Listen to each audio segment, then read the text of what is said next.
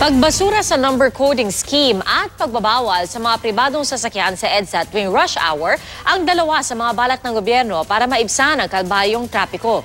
Saksi si Dano Tingkungko.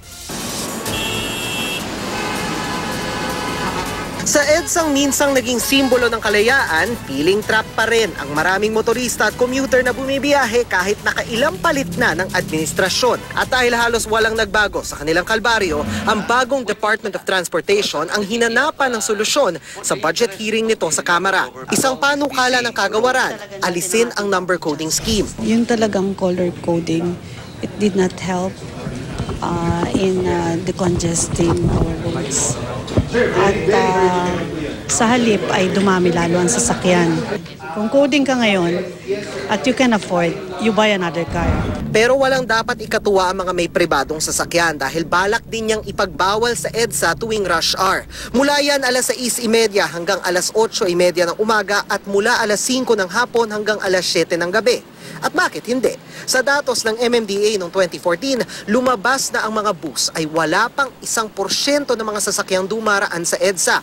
At kahit mas konti ang bilang ng mga bus sa EDSA, abot naman sa mahigit 1 milyong pasahero ang naisasakay nila kada araw.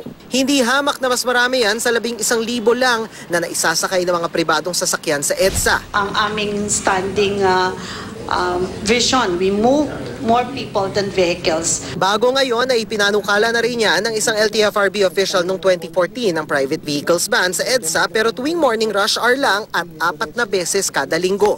Noong nakaraang taon naman, ipinanukalang ipagbawal sa EDSA mga pribadong sasakyan na 1 o 2 lang ang pasahero para dumami ang maenganyong mag-carpooling. Inalmahan ng mga yan, tulad din ng pag-alma ngayon sa bagong panukala ng Transportation Department. Sa work ko kasi sa field ako.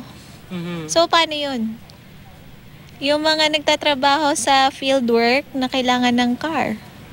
Paano yun? Dapat siguro pag-aralan mabuti yan kasi maraming maapektuhan. Paano pang mga rush hour, gano'n, kailangan nilang sasakyan. Pero pwede namang dumaan ang pribadong sasakyan sa mga alternatibong daanan, tulad ng mga dati ng inilatag na mabuhay lanes. Dapat daw nalinawin ang pagtatakda niyan ayon sa Automobile Association Philippines. Kunyari, sa Makati ako magtatrabaho, sa Quezon City ako nakatira.